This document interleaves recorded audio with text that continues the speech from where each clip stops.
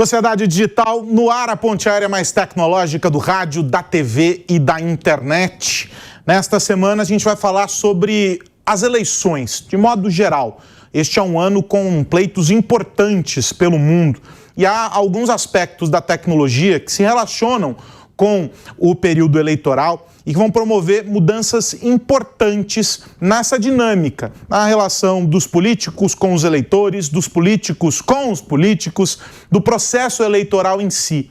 E tudo isso acontecendo e se transformando enquanto a gente está aqui, acompanhando a história acontecer. Essa é a discussão que a gente vai ter hoje no Sociedade Digital e, claro, não tem como construir esta ponte aérea se não tiver a conexão com meu amigo André Miceli, direto do Rio de Janeiro. Fala, velhinho, tudo bem? Tudo bem por aqui, Carlos Aros, recuperado do carnaval, da folia, dos bloquinhos. Um sambista nato.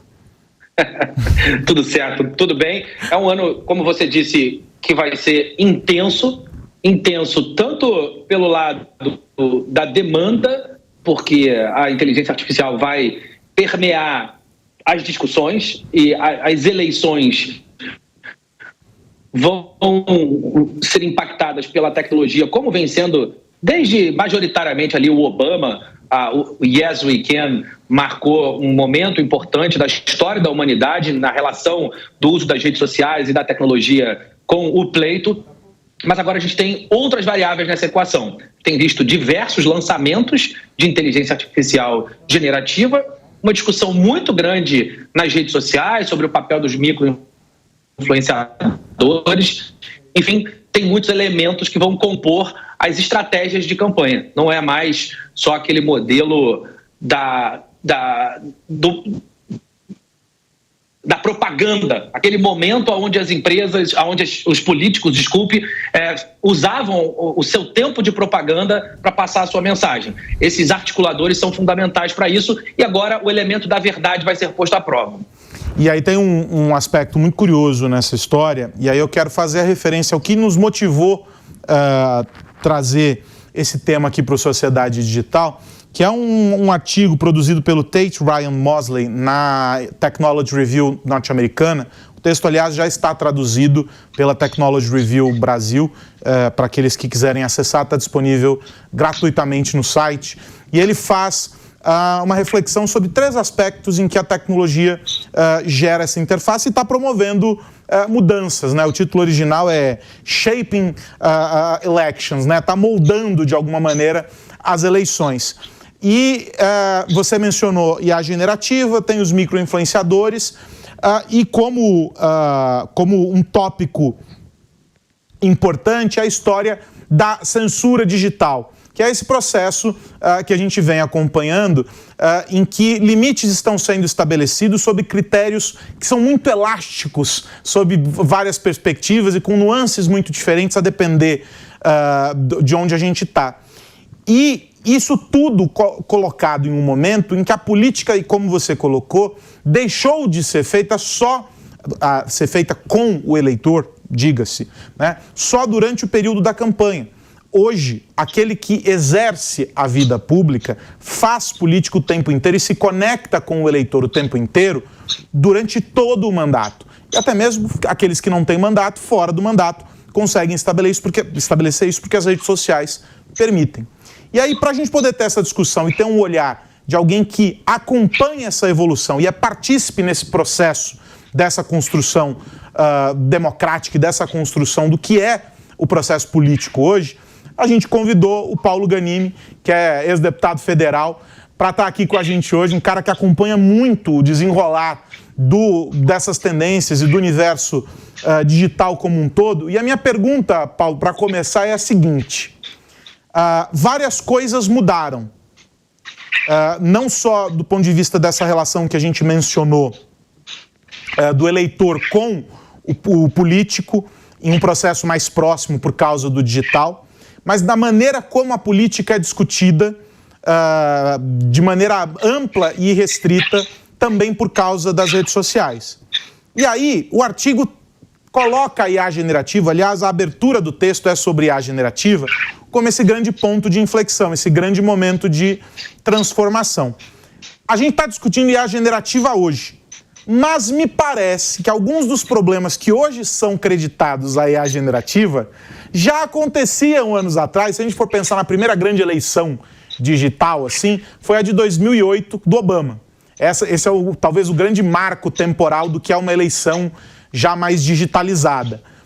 A gente já encontrava algumas dessas nuances lá atrás. O que piorou, então, para a gente estar com os cabelos em pé agora, em 2024, com eleições tão importantes quanto a sucessão presidencial norte-americana que acontece nesse ano? Obrigado por estar aqui com a gente hoje. Obrigado, Carlos, André, todos vocês que estão assistindo a gente, ouvindo a gente. É um prazer estar aqui com vocês. E eu diria que boa parte, como você falou muito bem, Carlos, boa parte do que a gente está discutindo aqui hoje já era possível no passado.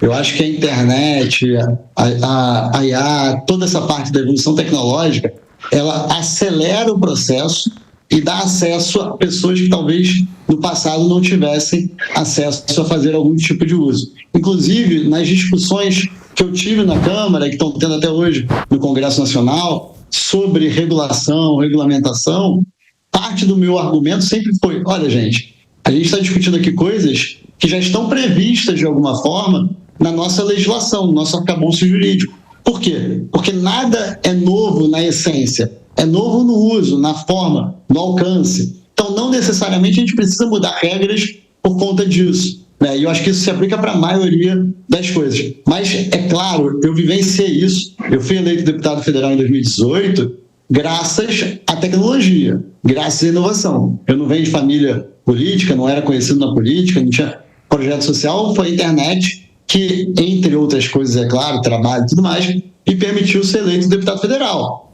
Agora, isso só traz coisa positiva? Não. Eu concordo também que ela aumenta a polarização, né? Tem tudo isso. Mas eu acho que sim, a inteligência artificial, eu não sei se ela é mais impactante que quando teve a digitalização das eleições, né, com a internet se proliferando e tudo mais. Mas eu acho que ela tem aí uma novidade que é uma dúvida muito grande até onde isso pode ir. Eu acho que esse talvez seja o grande ponto. A gente teve, com o surgimento da internet, das redes sociais, uma grande evolução, né, ali no momento, e foi evolutivo mesmo, porque a cada eleição a gente via alguma novidade. Agora, o medo fica de que esse ano não seja uma coisa evolutiva, seja disruptiva, né? Que a inteligência artificial ela provoque algo muito novo de uma hora para outra, que talvez nem a gente esteja prevendo, não só por conta da evolução tecnológica, que vai acontecer de agora até as eleições aqui no Brasil ou nos Estados Unidos, mas também por conta do uso dela, né? Então, são duas evoluções, a evolução da tecnologia e a evolução do uso dela, né, a criatividade na política para o uso dessas novas tecnologias. Mas, assim, eu acho que a gente não tem que ter tanto medo assim. A gente tem que saber que isso é uma realidade, que isso vai acontecer e que a gente tem que saber usar isso da forma correta. Porque saber usar da forma incorreta já usam há muito tempo todos os artifícios que tem dentro da internet ou fora da internet para fazer coisa boa e coisa ruim em relação à política, né? Então, acho que a questão é saber usar da forma correta e punir aqueles que usam da forma incorreta, se teve, né, coisas para fazer isso. Ghanimi, uma questão importante nessa equação, para voltar ao termo que eu disse no início do programa, é dos influenciadores. E nas últimas eleições a gente assistiu pessoas influenciando pequenos grupos e esses pequenos grupos disseminando informações, independentemente de verdadeiras ou falsas. O papel dessas pessoas acabou sendo um papel muito importante. Ao mesmo tempo, a gente também vem assistindo à ascensão de um novo modelo, que inclusive traz uma discussão grande a reboque do próprio fim das redes sociais, que é esse modelo TikTok, o modelo que maximiza a probabilidade de manter a atenção das pessoas, privilegia o que está sendo dito em detrimento de quem está dizendo.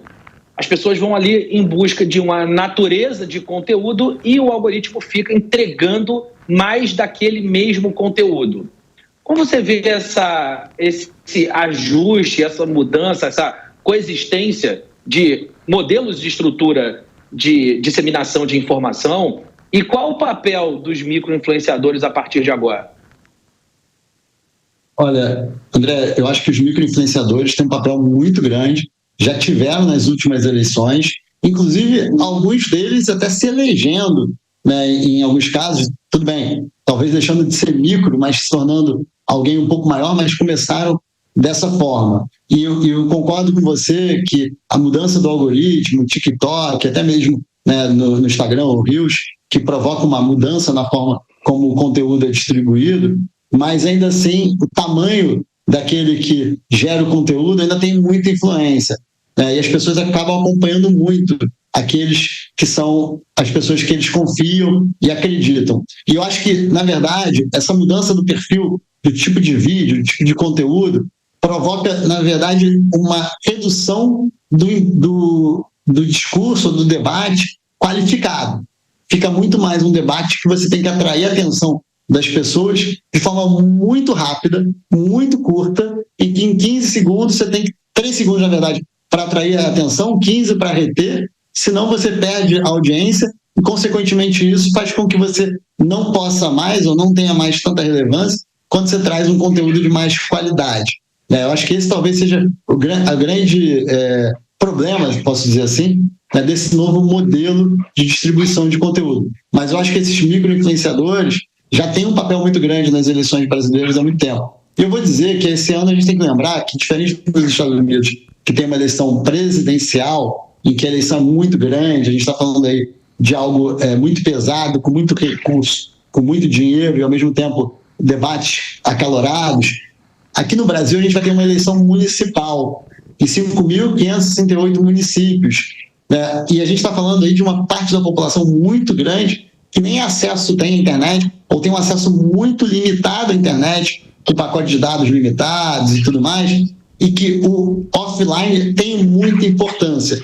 Então, eu acho que a gente tem aqui uma realidade no Brasil para 2024, não estou falando de eleição presidencial até eleições nacionais maiores, mas numa eleição municipal, as grandes capitais vão sofrer com isso, os grandes municípios vão sofrer com isso, mas a gente ainda vai ter uma influência do offline muito grande por conta do perfil do eleitorado brasileiro e também por conta de que a eleição ainda é muito pulverizada, né? A gente está falando aí de cidades do interior que tem pouca dificuldade de acesso à internet e tudo mais. Mas é claro, isso não diminui o tamanho e o peso do que vai ser a mudança com toda a mudança que está acontecendo agora.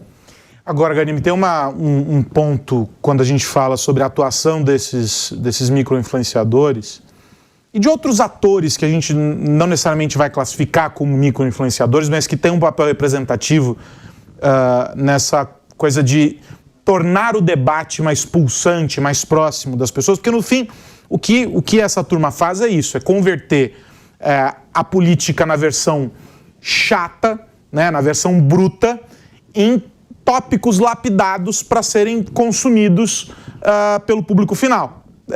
Traduzindo é isso. Oi? Entretenimento. É entretenimento. Converte em entretenimento. Exato. Você torna algo que é absurdamente burocrático, um projeto de lei.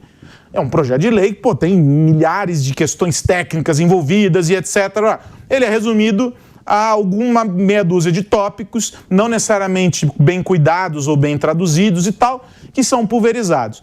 Há que se fazer uma diferenciação entre o trabalho que essa turma desempenha com o trabalho que a imprensa profissional desempenha. Porque há cobranças, inclusive, regulatórias diferentes sobre esses atores. Então, os veículos de imprensa no universo, ainda que operando digitalmente, e essas figuras que fazem isso de maneira autônoma, independente, numa outra esfera. Elas coexistem, são complementares e têm muita importância, mas eles têm diferenças.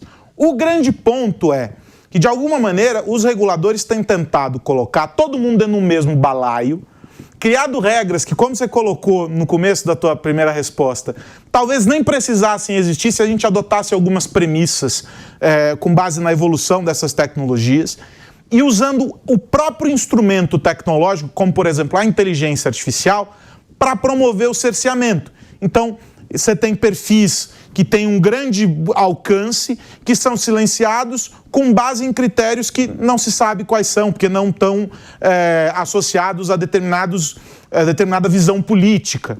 Há países como Turquia, países como a China, como o Irã, que usam de um expediente muito agressivo para promover esse cerceamento, instrumentalizado e legalizado por meio de órgãos oficiais, de estruturas regulamentares.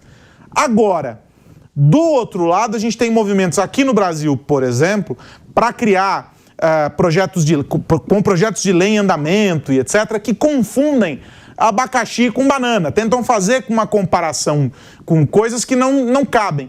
Inclusive colocando as plataformas em uma posição que não é a delas, né? Meio que transferindo responsabilidade para que as plataformas arbitrem sobre o que é certo, o que é errado, o que pode e o que não pode.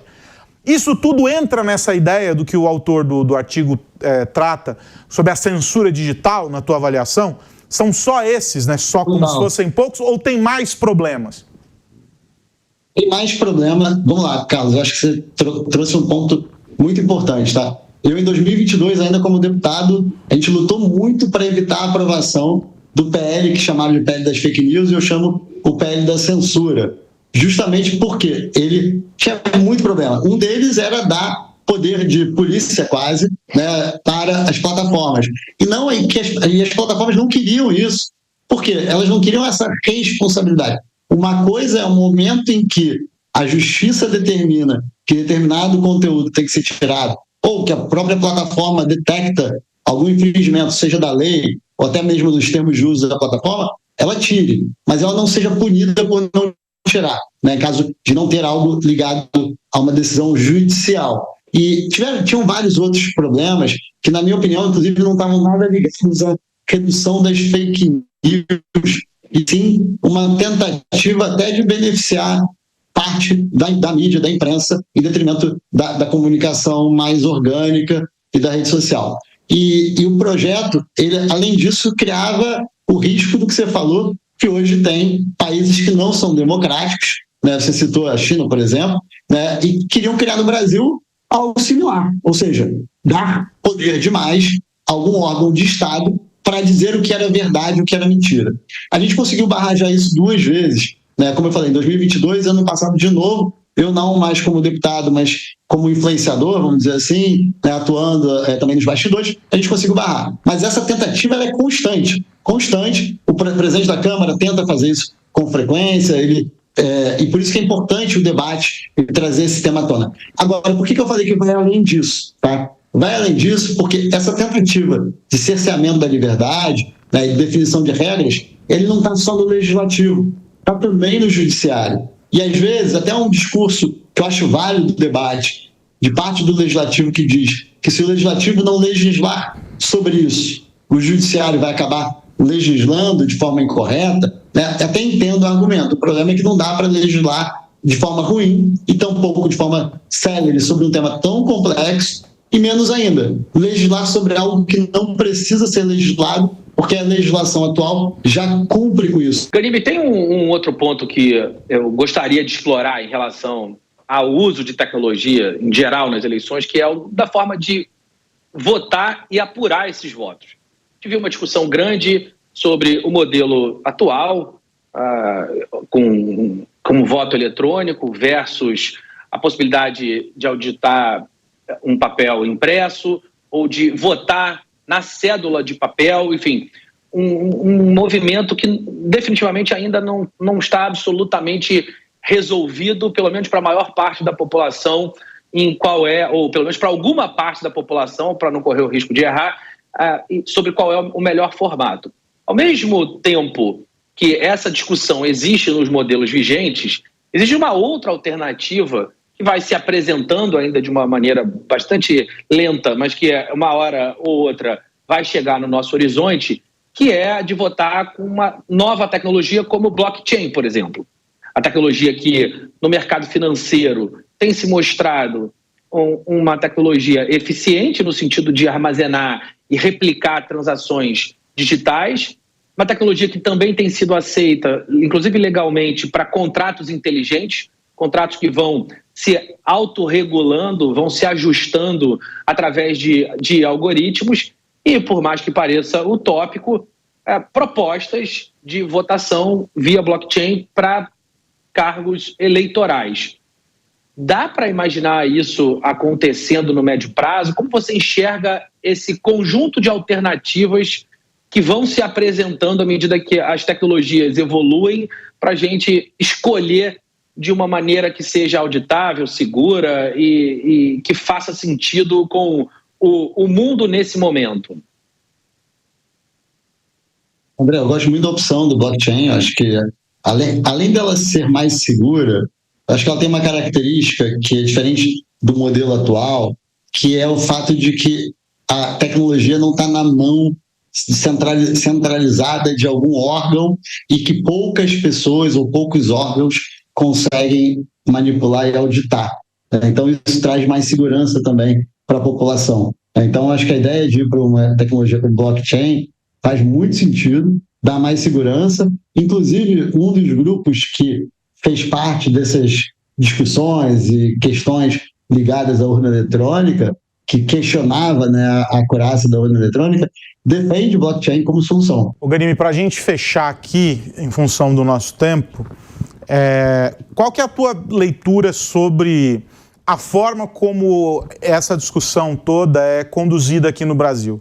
Você deu um exemplo, né, desse ponto-contraponto entre legislativo e judiciário, mas esse é um debate que eu entendo deva alcançar muito mais grupos da sociedade civil para além desses órgãos e etc.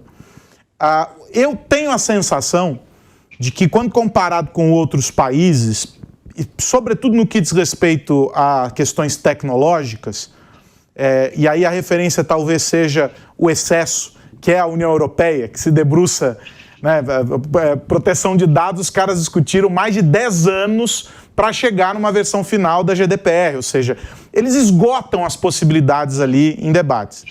Eu tenho a sensação de que tudo aqui acontece de maneira assodada. Qual que é a tua leitura?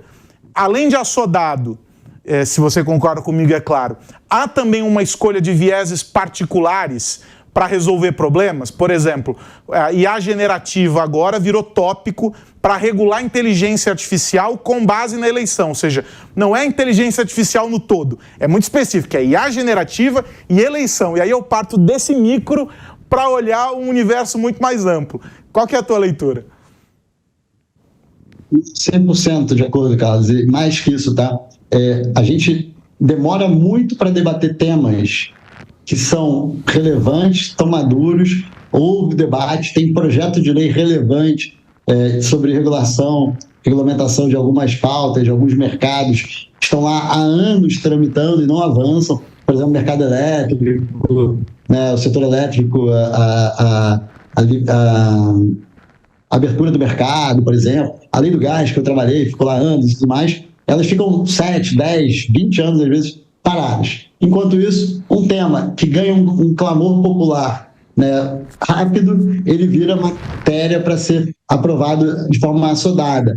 E, como você falou bem também, não só de forma assodada, mas desqualificada e com viés político, viés de interesse, às vezes, de alguns elementos da sociedade, pode ser empresarial, né, ou pode ser político ou não. Então, assim, a gente acaba não só atrasando aí os debates que deveriam ser rápidos, ou mais rápidos, ou que já estão maduros, e acelerando demais debates que deveriam demorar mais tempo e que deveriam ter um perfil técnico, como, por exemplo, essa discussão das fake news, né, do debate da inteligência artificial. E você falou muito bem, a eleição, ela é importante, claro que a nossa democracia é importante, o nosso modelo democrático é importante, a liberdade é importante, mas o IA, por exemplo, vai ter impacto em tudo na nossa vida, né, na vida mesmo, né, na saúde, né, em várias questões que são muito relevantes, e a gente não pode olhar sobre um microcosmo que é a eleição. Né? Então, acho que a gente tem que, sim, qualificar essas discussões, e aí eu acho que a população ela tem que participar mais desse debate. A gente se vê muito como a população ela reclama muito da política, ela reclama de todos os políticos, se afasta da política, acha que a política é uma coisa absurda, né? Quase um monstro, mas depois ela é impactada pela política, ela reclama da política e se deixa influenciar e tem a sua vida mudada por conta da política. Então, se a política está dessa forma e fazendo dessa forma, é porque a população também não dá a devida atenção aos debates. Pode ter até aumentado, e eu nem acho que ela aumentou a participação por conta das redes sociais. Eu acho que a rede social ela fez com que algumas pessoas, uma parcela relativamente pequena da população, trouxesse muito mais interesse ou desse muito mais atenção para a política. Mas a maioria ainda está muito dispersa, né? E aí até um ponto que eu ia falar numa resposta anterior, para concluir aqui essa parte, é o seguinte: a maioria da população não é impactada pelos micro-influenciadores, não é impactada tanto assim pela internet e tudo mais. Quem é impactado é uma parcela de 10%, 15% ali, mas que acaba sendo um grande influenciador também offline. Esses micro-influenciadores são micro-influenciadores online, mas também viram influenciadores offline. E o resto da população vem junto com isso, né? Então, assim, a gente tem que pensar que uma grande parcela da população não está acompanhando a política. E a gente tem que fazer com que eles acompanhem, qualifiquem e participem mais do debate, no mínimo no voto, né? Que é o maior poder que a população tem na democracia. Fantástico. Deixa eu agradecer o Paulo Ganimi, ex-deputado federal, aqui com a gente no Sociedade Digital. Ganimi, obrigado pelo papo, uma aula. Sempre bom a gente ter visões, né, de alguém que está dentro desse universo e que participou ativamente de todas essas discussões aqui que a gente participou e participa, né, que a gente está levantando aqui no Sociedade Digital.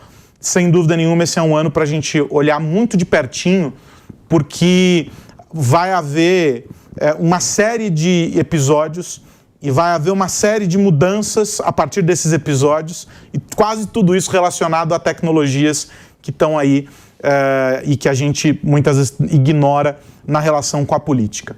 Ganimi, obrigado, até a próxima, meu amigo. Um abraço aí, até a próxima.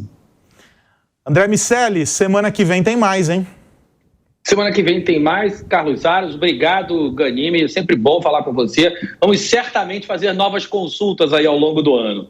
Um abraço para vocês dois e para todo mundo que nos ouve ver. E é isso, você que nos acompanhou até aqui, fique tranquilo se você quiser compartilhar este programa com aqueles que querem saber como será a tecnologia moldando as eleições. É muito fácil, vai lá no Panflix e compartilha este programa e os anteriores para você poder ficar ligado em tudo que acontece no mundo da tecnologia e como isso tudo impacta a nossa vida. Sociedade Digital volta na semana que vem. Um grande abraço. Tchau, tchau.